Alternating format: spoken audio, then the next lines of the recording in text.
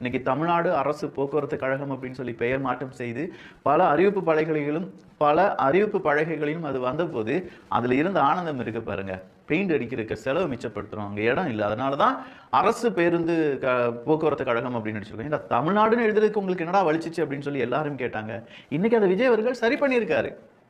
டாஸ்மாக் விஷயத்துல சரி பண்ணியிருக்காரு. மறுபடியும் இது பரந்தூர் விமான நிலையத்துல சரிப்படுத்தி இருக்காரு. உரிமை தொகை கொடுத்திருக்கார், மாணவர்களுக்கான தொகை கொடுத்திருக்கார். இதுக்கு மேல நீங்க என்ன குற்றம் சொல்லுவீர்கள் அப்படிங்கிறது மட்டும்தான் கேள்வி. ஸோ கிரிட்டிசிசம் பண்ணுங்க, அது சரியான கிரிட்டிசிசமா இருக்கட்டும் அப்படின்னு தான் நான் சொல்றேன்.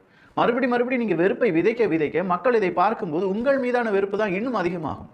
ஒண்ணுமே கிடையாது. விஜய் அவர்கள் இருக்கக்கூடிய அந்த மாசுக்கு ஜஸ்ட் வெளியில வந்து பிரஸ் மீட் கொடுக்க மாட்டாருன்னு வச்சுக்கோங்களேன், வெளியில வந்து பேசிட்டாருன்னு வச்சுக்கோங்க, எப்பா இப்படிலாம் செஞ்சாங்க, நாங்க இதெல்லாம் செஞ்சுட்டோம் அப்படின்னு சொல்லி ஒரே ஒரு வீடியோ முடிஞ்சு நீங்க வச்ச எல்லா கிரிட்டிசிசமும் அதோடு முடிஞ்சு போயிடும். ஸோ இவ்வளோ வலுவா இருக்கக்கூடிய மக்கள் மத்தியில் இவ்வளோ ஆதரவா இருக்கக்கூடிய ஒரு நபர் மீது நீங்க கிரிட்டிசிசம் வைக்கிறீங்க அப்படின்னா அது ரொம்ப ஸ்ட்ராங்கா, ரொம்ப வேலிடா, ரொம்ப மெச்சூரா வைக்கணும். இம்மெச்சூரா வைக்காதீங்க. தேவையில்லாம ரீல்ஸ் அரசியல் பண்றீங்க.